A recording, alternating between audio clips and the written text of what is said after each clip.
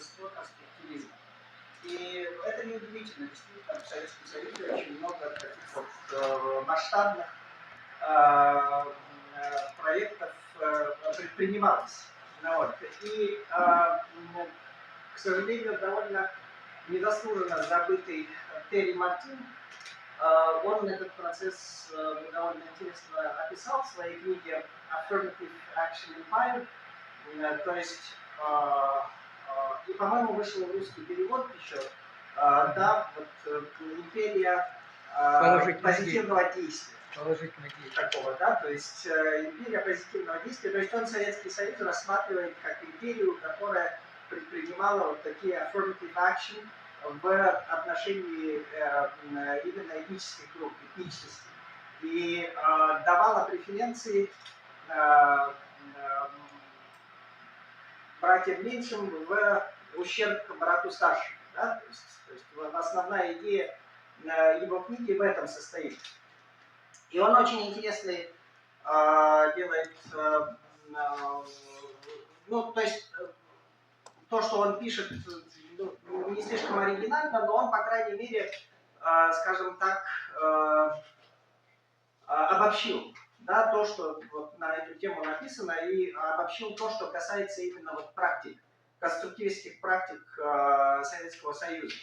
Ну, вот, в плане нациостроительства, в том плане, что Советский Союз очень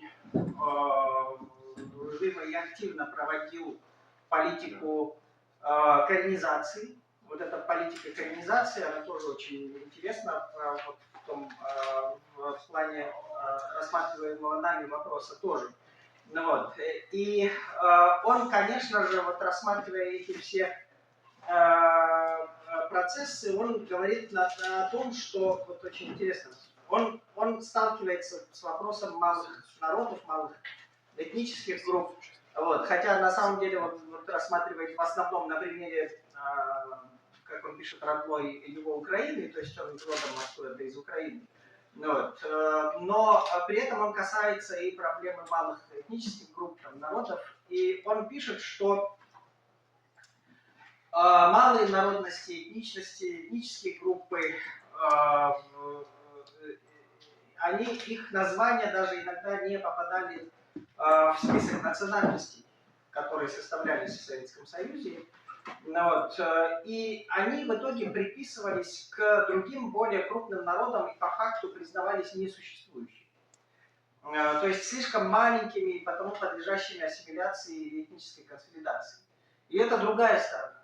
Да? То есть с одной стороны вроде бы affirmative action empire, но с другой стороны, когда дело касалось маленьких этнических групп, то их интересы приносились в жертву. Да? То есть в конечном итоге эти группы, они исключались из числа существующих. То есть с одной стороны мы говорим о конструировании, о конструктивизме, а с другой стороны вот эти акты, связанные совершенные в отношении малых этнических групп, они как раз таки связаны с деконструкцией. То есть советская власть фактически деконструировала, да, эти группы. Она, с одной стороны, вроде бы конструировала что-то, да, но с другой стороны и деконструировала. То есть обрекала на исчезновение. Ну, вот. Но вот это вот конструирование этнической идентичности у нас может сложиться такое ошибочное впечатление о том, что это изобретение Советского Союза. На самом деле нет, конечно. И вот такое конструирование в форме категоризации народов, народностей, оно же ведь происходило и в царской России. Да? И при этом, конечно же, могли одну и ту же народность называть по-разному и так далее. И имелась, наверное, такая незаконченность, что ли, потому что, ну, например, если мы берем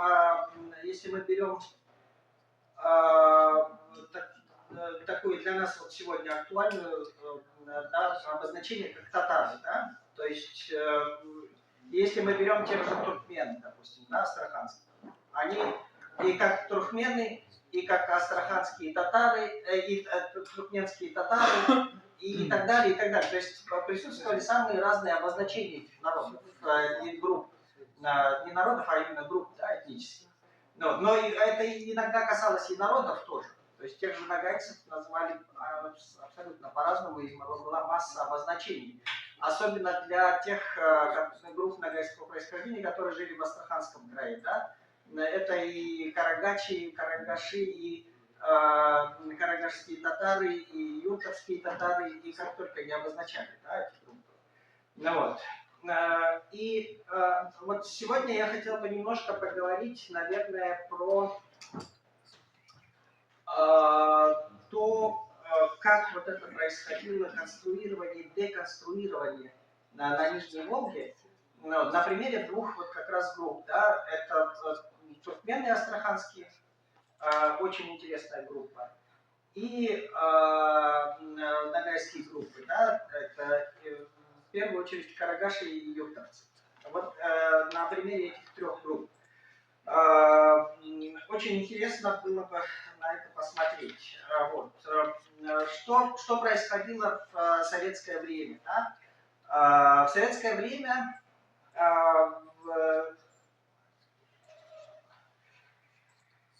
здесь формируется такой очень интересный Наримановский нагайско-татарский район.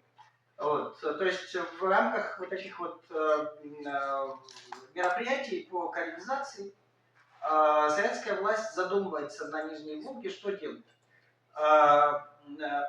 Если мы обратимся, кстати, единственная работа на эту тему серьезная, это Ольга Ильинична Брусина написала статью и опубликовала в этнографическом обозрении, называется «Конструирование татарской идентичности и производство этничности у астраханских туркмен». И она очень интересно описывает эти процессы в отношении туркмен. И она пишет об очень интересных сведениях, которые ей дали местные жители. Они рассказывают о том, что в Нижнем Поволжье, вот здесь на Нижней Волге, была задача довести численность татар до 40%. Вот. Для чего? То есть это было нужно для того, чтобы создать своего рода автономию на Нижней Волге. Вот. И, соответственно, советская власть, которая столкнулась с этнической пестротой, действительно, на Нижней Волге, но с тем, что вот есть астраханские туркмены, которых всего там, даже меньше 2000. Да, вот есть группы нагайские, они живут в разных местах, вот, и нужно было как-то все это дело, что-то с этим делать, да, то есть проводить коренизацию и создавать серьезные такие кадры для туркмен меньше 2000 численностью. Советская власть решила, что это не нужно делать. Но что нужно делать с точки зрения коренизации? Нужно либо признавать наличие астраханских туркмен и как-то пытаться организовать обучение на туркменском языке, либо другой путь признавать их частью другой этнической группы, которую можно уже обеспечить учебниками, выращивать кадры и так далее. Но, кстати, вот среди идей, которые витали среди коммунистов на Нижней Волге, была также очень интересная идея экстерриториальное подчинение астраханских туркмен Туркменской СССР, которая была создана. Но, то есть была даже такая попытка решения этой проблемы, но в конечном итоге все-таки решили, что нет, этого не будем делать, мы будем создавать такой вот очаг татарства на Нижней Волге. Тем более, что был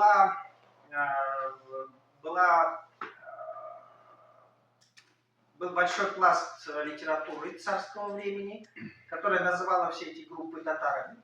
Вот. И, соответственно, вот, как бы, было принято решение, ну, давайте тогда будем здесь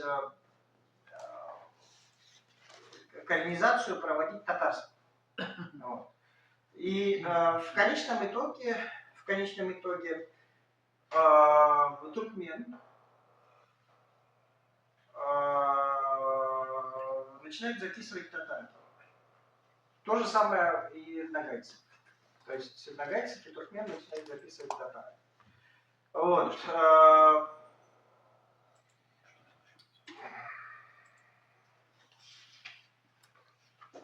Для того, чтобы поднимать процент татар, вот, это, конечно же, было недостаточно, потому что до 40% поднять было невозможно.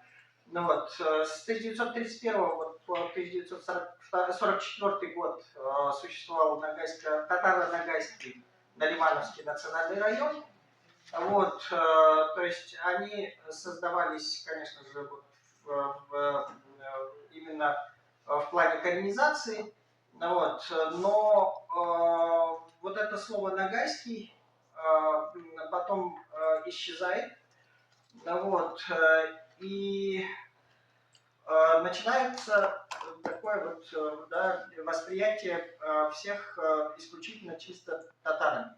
Вот. Если мы возьмем, кстати, вот перепись населения, то очень интересно, вплоть до 1959 года нагайцы в этнической структуре Астраханской области вообще не фиксируются. То есть вот, записывали насильственно татарами и не позволяли писаться дальше вот, во время остальных переписей нагайцев. Просто не позволяли и все. Этому способствовала советская система. То есть если ты в паспорте записан как татарин, ты не можешь изменить свою национальную принадлежность. Вот. У тебя и отец, и мать записаны татарами. Ты не можешь записаться нагайцем, потому что у тебя национальность записывается по национальности одного из родителей. Да? То есть такова была система. То есть национальность записывается по национальности одного из родителей. Там было самоопределение. Что? В советское время самоопределение? Мы сами определяем, да. К сожалению, это не так. Я могу это подтвердить, потому что у всех практически нас написано татарин. Я так понимаю, что, видимо, все-таки советская система, она давала союзным республикам некоторые как вот разнообразие. Мы в Казахстане, я не знаю, да, в украинских, может быть, так. В Украинской ССР. Вы про Украинскую ССР? Да, про Украинскую ССР. Нет, да, вот про Украинскую ССР я не могу вам сказать. Но в отношении Нижнего Поволжья, что точно, как бы я знаю и что подтверждено массой разговоров с информаторами, людям не позволяли не то что записаться, людям не позволяли даже там называться, говорить, что они нагайцы. Нет такой нации. Во время, кстати, вот этих вот всех процессов было достаточно вот оскорбительное для нагайцев обозначение нагайского языка как плоского языка. И людям прямо открыто говорили: не говорите на своем плоском нагайском языке. Понимаете? То есть была очень такая вот обидная еще такая отсылка на то, что ваш язык, вот он не развитый там, и так далее, и нечего на нем разговаривать. Ну, вот. И, к сожалению, вот эта система, она, вот, может быть, в Украинской ССР было по-другому. Да? Но то, что касается Нижнего Поволжья, и то, что касается, кстати, Дагестана в том числе, но там национальность изменить было очень трудно. То есть либо по отцу, либо по матери. И паспортная система это все очень хорошо фиксировала. То есть если ты мог выбрать только между национальностями двух родителей. Допустим, там в том же Дагестане даргинец, там отец, мать, аварка, вот там ты мог выбирать, кто ты, даргинец или аварка. Вот. Но в Астраханском регионе, к сожалению, когда всех уже записали именно татарами, Вот. Там очень трудно было уже что-то изменить. Вот. При этом были, конечно же, свои особенности у нагайцев и у туркмен. Допустим, туркмены, несмотря на то, что вот их тоже насильственно перевели на татарский язык, то есть их обучали татарскому языку, и очень многие записались татарами, особенно вот в том селе, которое вошло в состав Астрахани, оно как-то называлось, сейчас у меня вылетит, Вахитово, да? Вахитовка. Вот. Село Вахитово, которое было туркменским селом, вошло в состав Астрахани, города Астрахани. Там, конечно же, вот, очень серьезные были эти процессы ассимиляции, то есть они довольно активно записывали, они вот до последнего времени сохраняли вот это вот то, что они татары, да, в записи этнической принадлежности, что они татары. Вот. И татаризация там в Астрахани, кстати, была гораздо серьезнее, чем в тех селах, где туркмены сами живут. Туркмены живут, кстати, в небольшом количестве сел в Астраханской области. И там, вот в этих селах, несмотря на эту вот всю политику, несмотря на то, что их перевели на татарский язык и записывали насильственно татарами, вот, самосознание у них очень стойко сохранялось. Очень стойко сохранялось. И туркмены, вопреки даже вот каким-то насаждаемым, да, представлениям, они даже умудрялись записываться туркменами во время переписи. То есть, если вот мы до 1959 года вообще не фиксируем нагайцев в Астраханской области, то туркмены там проходили. То есть я это объясняю тем, что все-таки туркмены это такой вот титульный народ Союзной Республики там, и так далее, и так далее. И в этом смысле, наверное, тоже какие-то были в этом смысле послабления. Да? Но тем не менее, вот это очень интересная попытка да, смены этнической идентичности для того, чтобы вот создать такую вот более крупную группу народную, и чтобы с ней вот только иметь дело. Потому что действительно дело касалось учебников, и считалось, что для менее чем 2000 туркмен привозить учебники из Туркменистана это нерационально. Вот, нерационально создавать элиту для вот этого небольшого количества и так далее. Вот.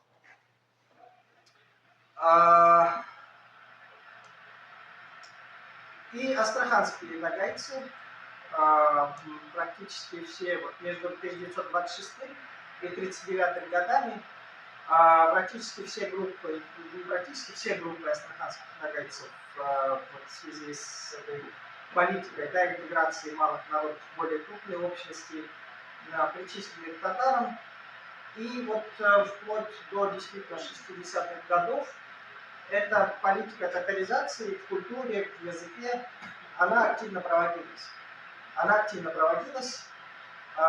И позже, уже после 60-х годов,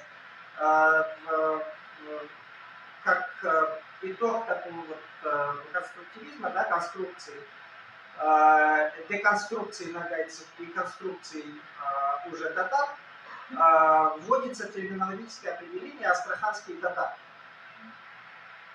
Вот в эту группу астраханских татар вводятся именно вот группы нагайского происхождения. Карагаши, в первую очередь, и юртовцы.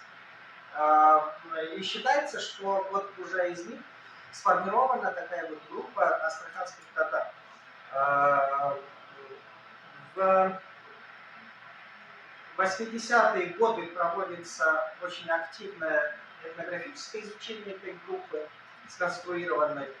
И, кажется, в 91 году выходит монография в Казани «Астраханские татары», так и называется, где был подведен такой вот этнографический, антропологический итог вот этой вот конструирования этой группы. Вот. Но если вы эту книжку откроете, вы, конечно же, увидите, что конструирование даже по мнению казанских этнографов не было завершено. То есть там вот это вот Нугай, Карелия Нугайлар и так далее. То есть вот эта вся терминология этническая, связанная с нагайцами, она продолжает использоваться. То есть фактически мы с вами имеем что? Фактически эта группа все-таки не была, скорее всего, сконструирована. Вот. Ну, в 1989 году вот, создается общество Бедлик в Нижней Волге. Это общество нагайское. Вот. И в этом обществе Бедлик создается, что очень интересно, туркменская секция.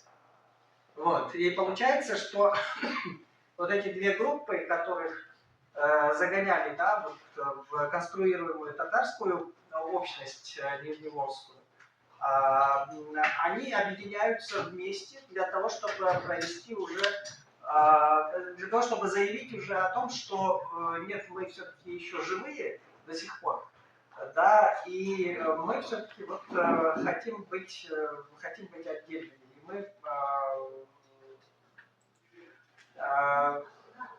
будем действовать вот в этом отношении совместно. Вот. То есть такое вот туркменское национально-культурное объединение «Ватан» создается, вот, и оно становится самостоятельным в 1994 году. С точки зрения вот, конструктивизма, да, то есть, казалось бы, уже мы вот сконструировали астраханских татар, все, проблема решена. На самом деле, вот в 1988 году создание вот этого общества становится таким вот громом среди ясного неба. Вот. И вдруг все начинают понимать, что что-то не то. Вроде бы мы с несколько десятилетий создавали астраханских татар, а теперь оказывается, что есть нагайцы, есть туркмены, и где астраханские татары? Собственно говоря. Вот этот вопрос, этим вопросом задаются и, собственно, татары. Татарские лидеры, кстати, в то время были достаточно, как бы сказать, достаточно мудры, что ли, для того, чтобы понимать, что да, есть проблема, и вот созданное татарское общество Дуслык, оно было на год позже создано, после Берлика в 1989 году, оно очень интересную позицию заняло. Вот. То есть они решили, что они не будут в узкоэтническом смысле татарским обществом, а будут использовать историческую память, что вот татары это были веками тюркоязычные народы Астраханской области, что они объединялись под названием татар. И, соответственно, вот в их уставе было написано, что это общество объединяет в своих рядах лиц следующих национальностей тюркской языковой группы. Татар, нагайцев, булгар, карагачей, туркмен. Я не знаю, почему карагаши были выделены отдельно от нагайцев, но бог с ним. Но, по крайней мере, вот что было символично, да, то есть 89-й год, уже надо подводить итоги вот этого вот конструирования, а на самом деле получается, что создаваемое татарское общество признает наличие нагайцев на Нижней Волге. И это было очень интересно. Вот. В конечном итоге, что происходило? Вот если мы берем туркмен, то согласно последней переписи, туркмен в Астраханской области 2777 человек. То есть практически все лица туркменского происхождения, они вернулись к своей идентичности, собственно. То есть из людей туркменского происхождения татарами записываются ну, десятки. То есть подавляющее большинство их обратно вернулось к туркменской линии. Вот. Если берем нагайцев, тех же самых, 59 год 0%. 89 год. Вдруг откуда-то появляется 3958 нагайцев в Астраханской области, что составляет 0,04%. 2002 год 4570 и 2010 год 7589 человек, что составляет 0,75% населения области. Ну и последняя перепись 2021 года 9320 человек, 0,97% населения области. Вот. Здесь я должен сделать пояснение. Значит, ну, во-первых, само появление в переписи вот этих тысяч нагайцев, да, это, ну, явный показатель того, что эксперимент с конструированием из них татар, то есть деконструирование нагайцев и конструирование из них татар, ну, мягко говоря, не увенчалось окончательным успехом, скажем так. Да? То есть, по крайней мере, вот нагайцы сохранились как народ, и они продолжают о себе говорить как о нагайцах именно. Ну, вот. Здесь, конечно же, есть очень большая диспропорция в группах. Если мы берем карагашей, то, наверное, вот карагаш здесь сидит, наверное, процентов 90 карагашей записались уже на границе. Я не могу это подтвердить, потому что или 80. Павел Иванович Небольсин, те данные, которые давал в 19 веке, вот, там коррелируют с нынешней цифрой. Вот. Скорее всего, ну, может, должны были расти в численности. Скорее всего, это все-таки, ну, 70, вот так вот.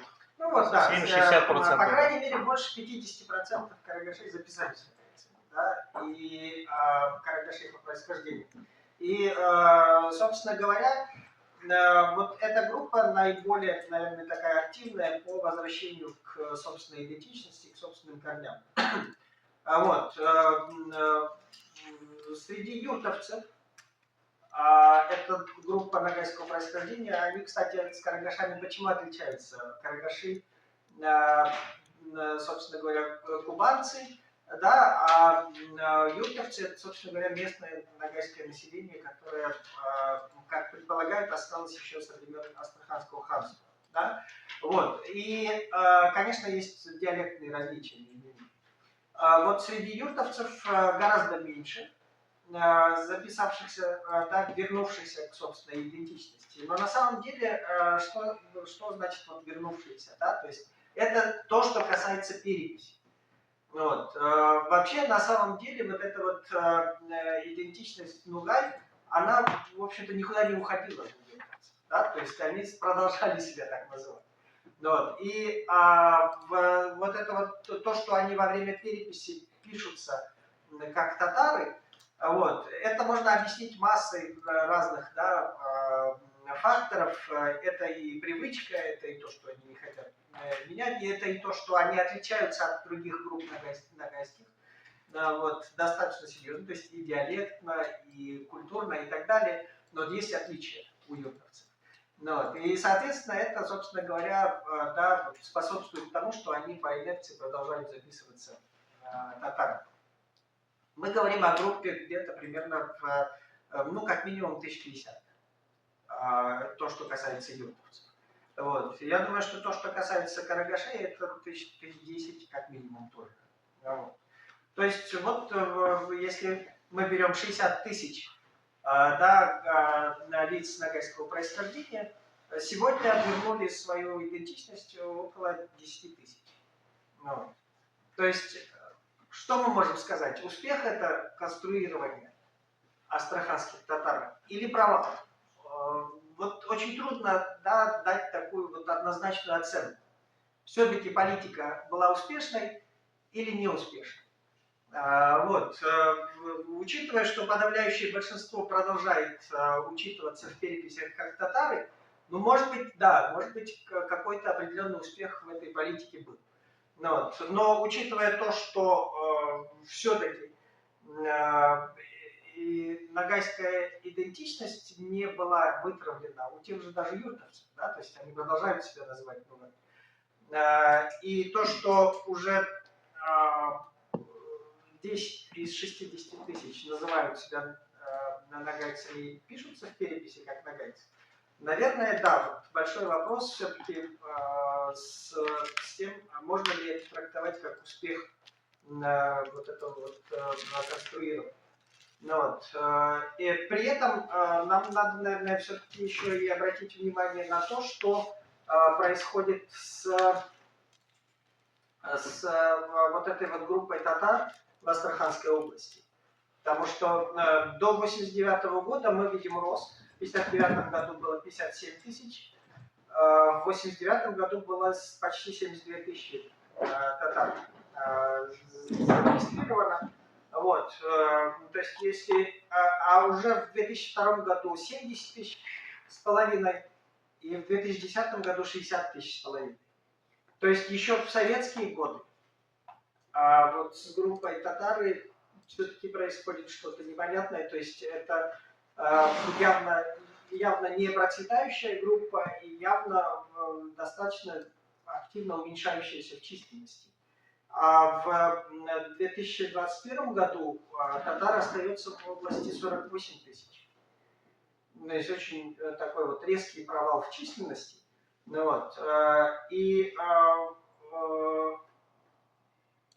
Когда мы смотрим на цифру 48 тысяч последней переписи татар, то возникает вообще вопрос, а где, собственно, татары? Потому что даже вот людей, которые имеют ногайское происхождение, 60 тысяч.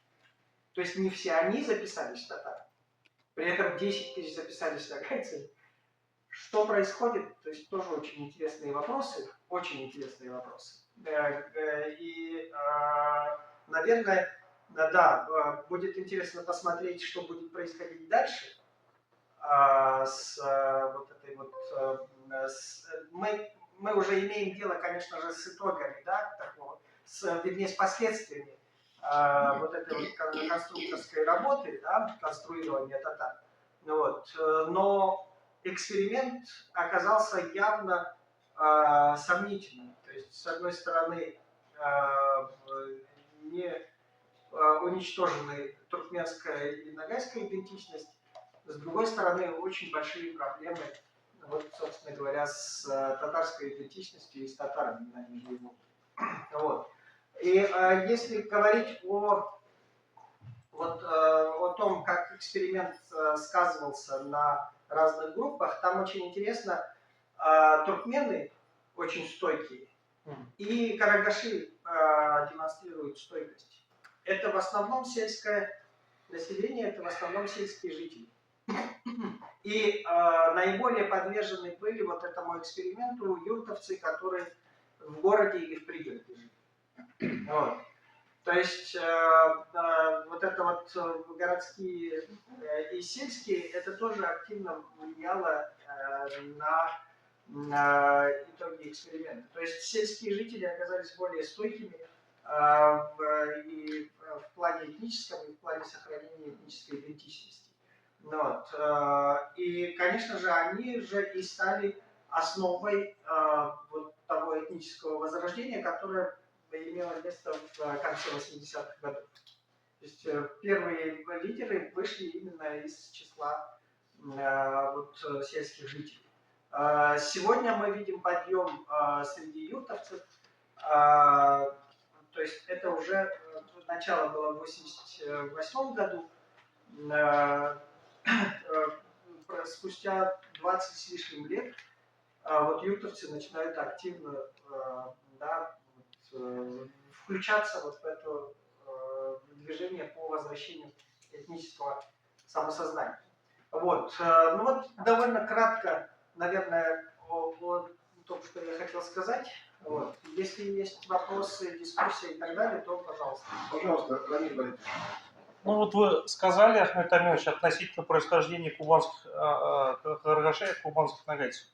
Вот, ну, безусловно, конечно, у нас происхождение с Кубани очень тесно связанное, вот, но имеющиеся этнографические материалы показывают наличие в составе каргашей, каргаш-ногаев, таких групп, как Эргеникле, родовой групп, Эргеникле, Серкеле, Байхонды, связанные с монгольским объединением, и с егисанами.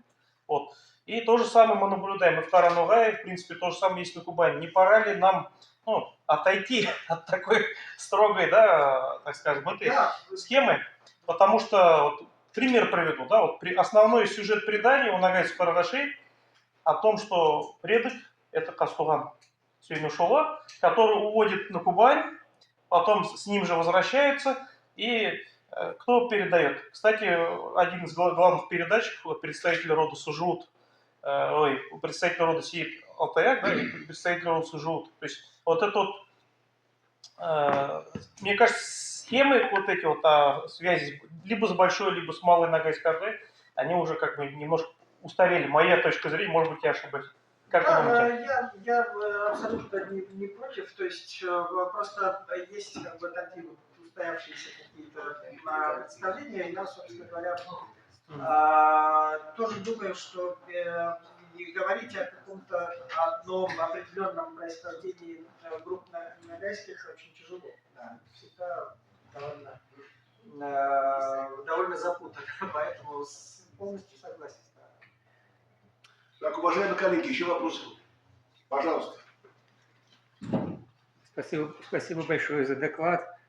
Очень интересно и как-то даже возврат начала 90-х годов, когда было очень много дискуссий, в том числе и на страницах журнала «Этнографическое обозрение».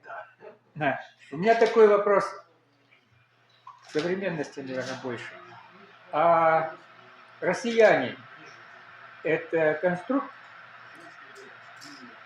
или нет? Потому что очень любопытные данные по переписям, вот сколько было, сколько стало. Я просто приведу. В 2002 году у нас по переписи не было ни одного россиянина. Я даже посмотрел специально самоназвание, и нету. Там больше 2000, по-моему, а россиян нет. В перепись 2002 года 13 357 человек, причем сюда же вошли и афро-россияне. Россияне и афро-россияне. Перепись, это 2010 года, перепись 2020-2021 года, значит, у нас уже по первому самоназванию, подчеркиваю, по первому, 1 151 631 человек. Причем сюда кто вошел?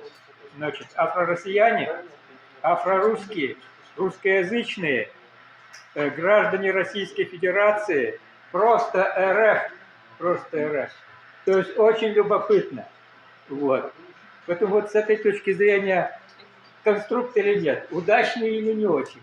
Нет, ну, россияне, если вот брать вот этот вот подход, то россияне, несомненно, конструкт и конструкт, который конструируется в рамках политического объединения Российской Федерации. Политическая нация. Как политическая нация.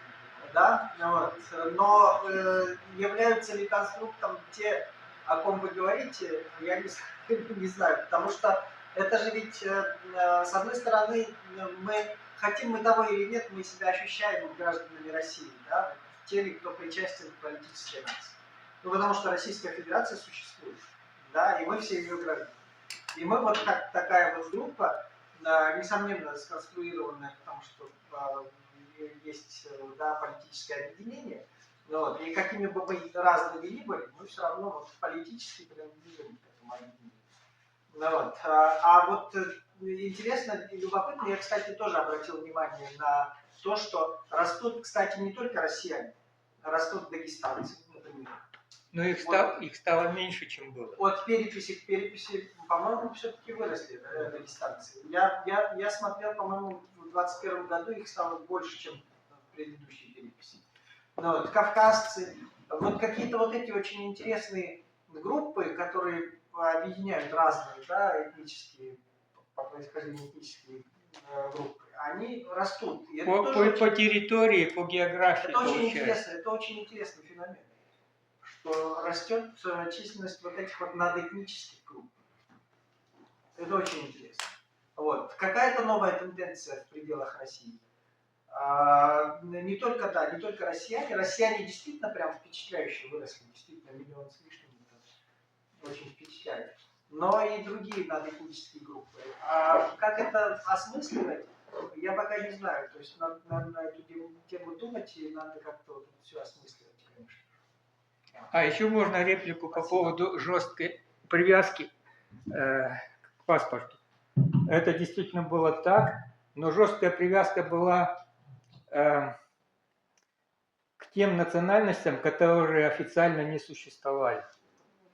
Не существовали. Раз они не входили вот в этот список, который вот при переписях в частности использовался, вот там жестко было. А в принципе там, где эти нации были, ну откуда была, мы говорим об ассимиляции? Если родители якуты, а ребенок русский. Или родители удмурты, а ребенок, да. Сейчас представилась маркетинг у него Молдавии. Нет, подожди. Не, Володя, четко и жестко было. Подожди. Вот я думаю, на примере Украины это ярко проявлялось тоже, и не только на примере. И когда, скажем, дети из межнациональных семей выбирали не украинца там и молдаванина, а становились русскими, да. То есть вот тут жесткой такой привязки все-таки не было.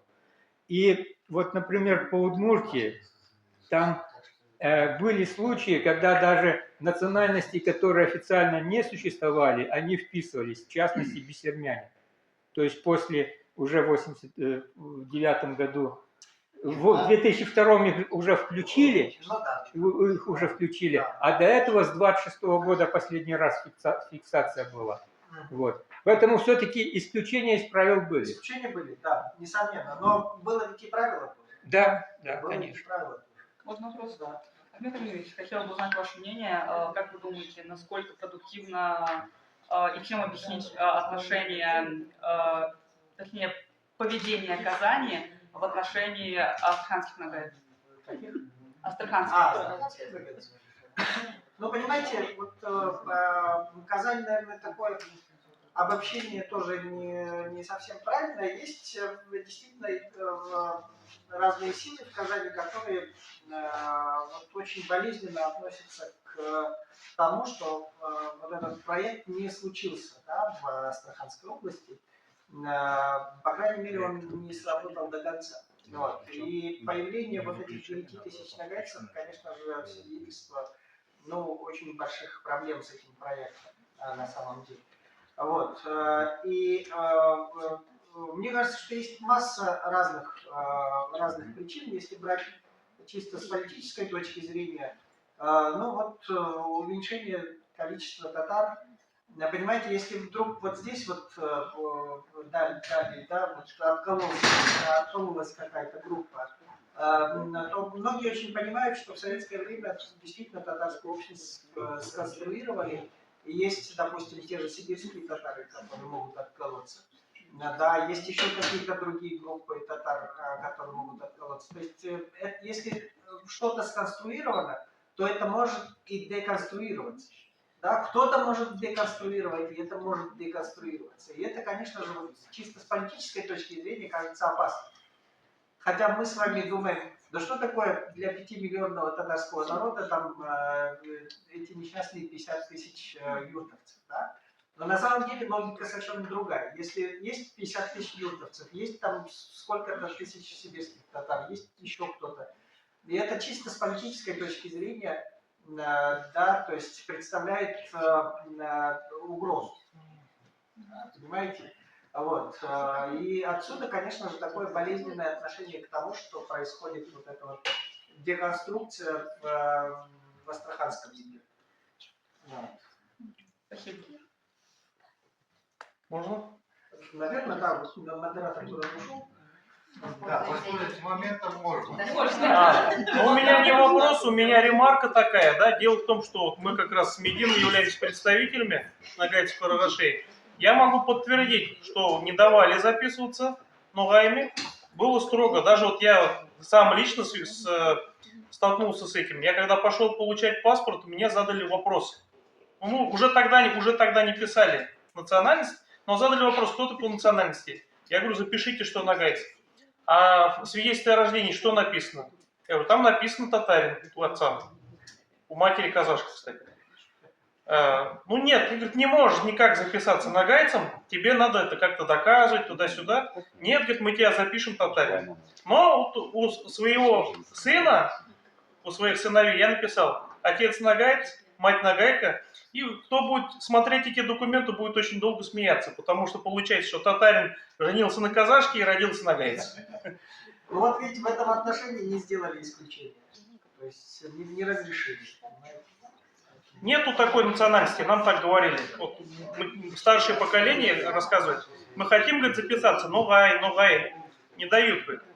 Нету такой национальности. Хотя такая национальность есть в Дагестане, Ногайский район, Карачаево-Черкесии, литература, ногайский язык, телевидение. А мы лишены всех этих благ. Хотя из нас, например, Абдулхамид Дженибек, общий ногайский просветитель, Басир Абдулин, юртовец, первый ногайский драматург, Наджиб Гасри, автор литературы норма, еще до Абдулхамид Дженибекова, Исмаил Мурзаев, литератор, тоже юртовец. Но нас попросту взяли и все старики до сих пор по-татарски песни поют и на татарский легко переходят. Хотя дома вот в обиходе на ногайском. Спасибо большое. Ну вот тоже один из итогов такой, да, сложный, очень сложный ответ. Успех или провал. Все-таки непонятно. Так, еще вопросы, коллеги.